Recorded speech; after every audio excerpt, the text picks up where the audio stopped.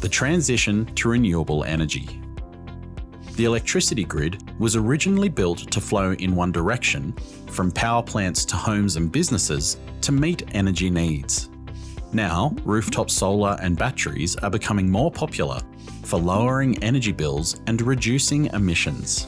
When customers feed excess solar energy back into the grid, it helps keep electricity prices affordable and supports the transition to renewable energy.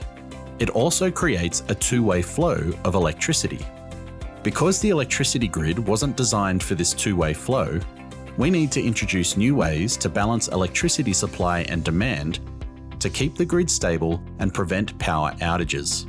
To support the strong growth of consumer energy resources like rooftop solar and batteries, we need new tools to help keep the grid balanced, stable, and reliable for all energy customers.